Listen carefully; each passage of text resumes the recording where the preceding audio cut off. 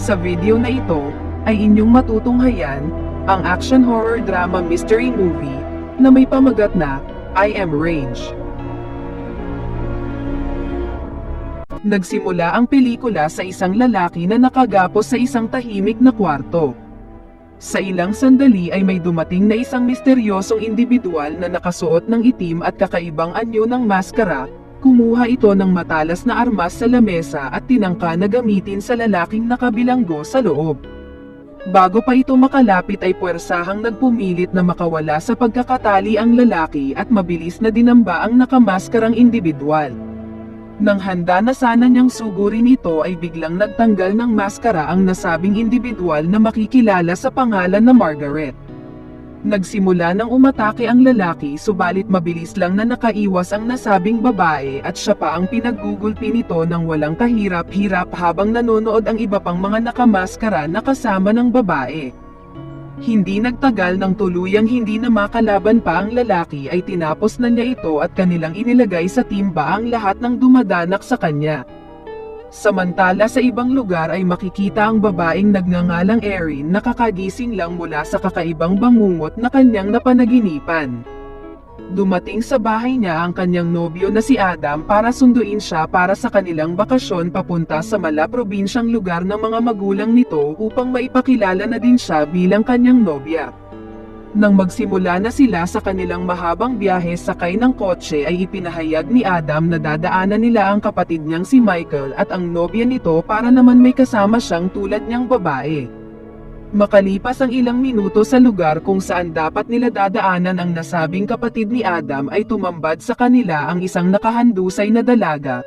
Mabilis na nilapitan ito ni Erin at kanyang nalaman na pinagkakatuwaan o pinaprank lang pala siya nito. Hindi napigilan ni Erin ang kanyang kakaibang emosyon at nagsimula na siyang magwala dahil dito. Lumalabas na ang babae pala ay si Sarah na kanilang napag-usapan lang kanina na nobya ng kapatid ni Adam at prank lang sana ang lahat pero tila hindi ito nagustuhan ni Erin dahil mapag-aalaman na may kakaibang sakit si Erin kung saan hindi nito mapigilan ang matinding emosyon na pagkagalit at kinakailangan pa nitong uminom ng gamot para lang kumalma. Kinagabihan ay nag-set up sila ng camp para makapagpalipas ng gabi at makapaghingi na rin ng tawad sa isa't isa. Pagsapit ng kinaumagahan ay nagpatuloy na sila sa mahabang biyahe hanggang sa makarating na sila sa baryo ng mga magulang ng dalawang lalaki.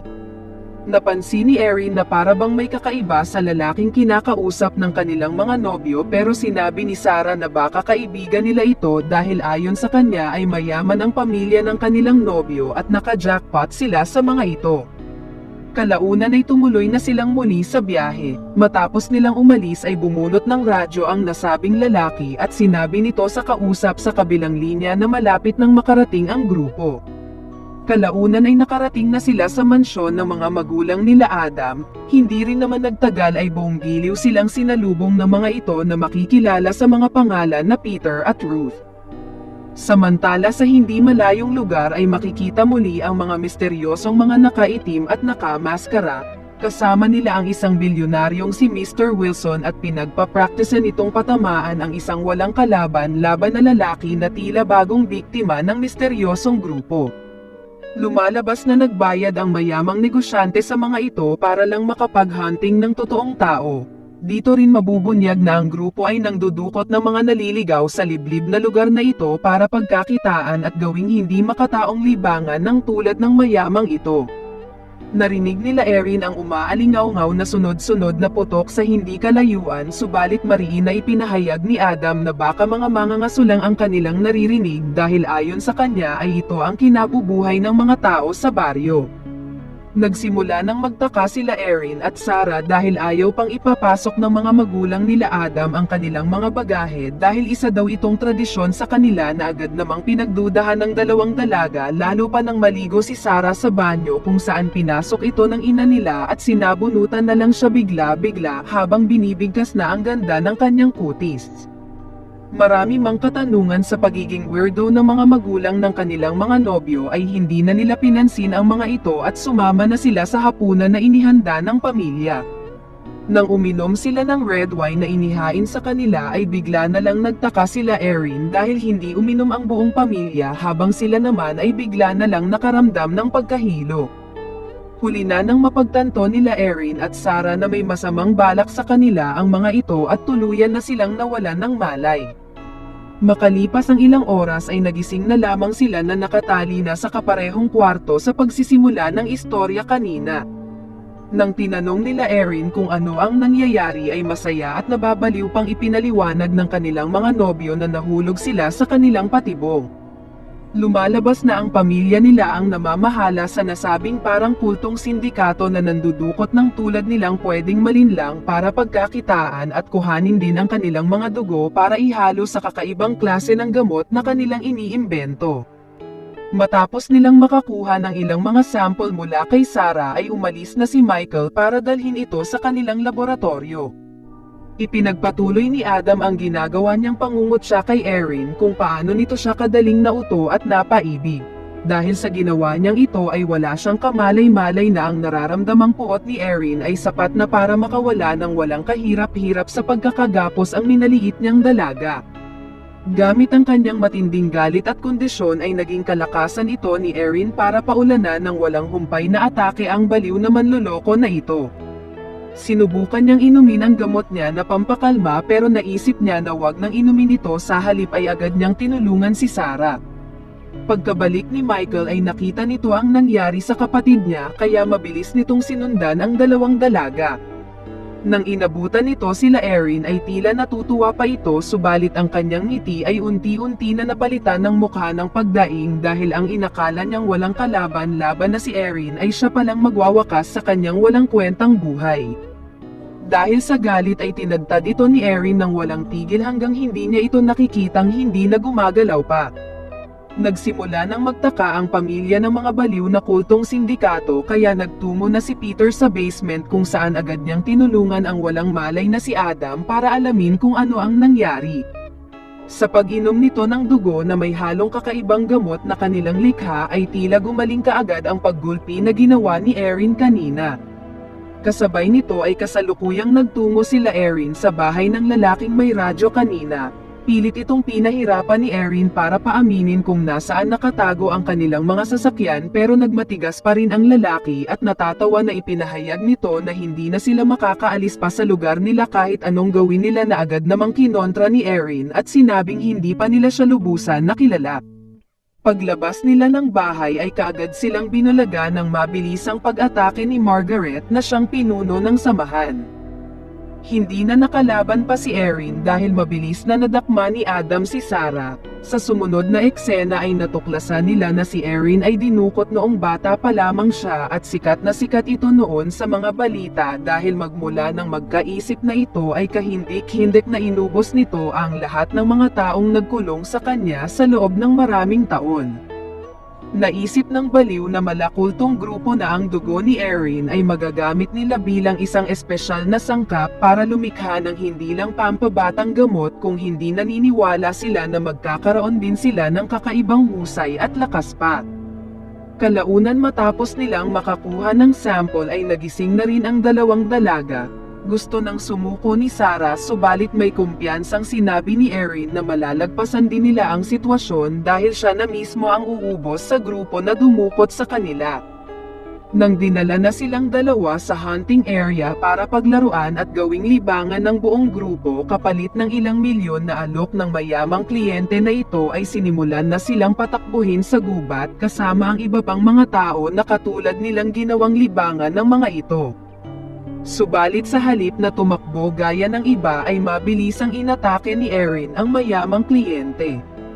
Nasurpresa na lamang ang lalaki at hindi makapaniwala na siya pa ang tila pinaglalaroan ngayon ng babaeng inakala niyang walang kalaban-laban.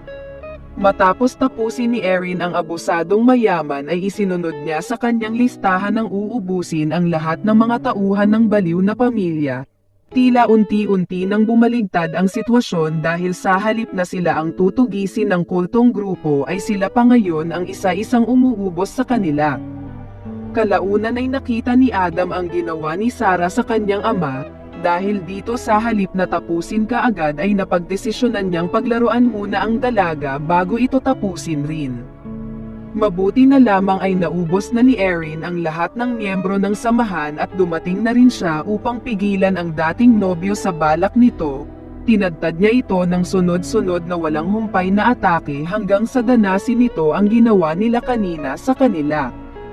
Nagmakaawa pa ang lalaki at humingi ng patawad pero tila mas lalo lang na nabwisit si Erin dahil batid niya na isa na naman itong panlilinlang at hindi na siya papayag na mauto pa ulit. Kalaunan ay lumalabas na mas baliw at mas mapanganib pa pala ang babaeng si Erin lalo pa nang tinapos nito si Adam sa pamamagitan ng pagdukot sa kanyang puso. Nagkatinginan na lamang ang dalawang dalaga sa nangyari at pareho silang hindi makapaniwala sa kakaibang lakas na mayroon si Erin. Nang aalis na sana sila ay lumitaw sa lugar ang may promotor ng lahat ng kademonyuhan na nangyayari sa lugar at tinapos nito si Sarah.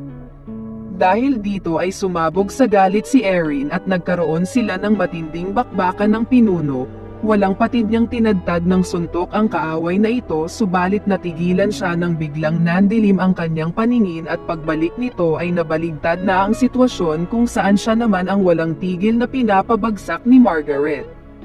Dahil sa mga kakaibang gamot na ginagamit ng babae para manatiling bata sa mas nakakabata niyang kapatid ay tila mayroon din siyang kakaibang lakas.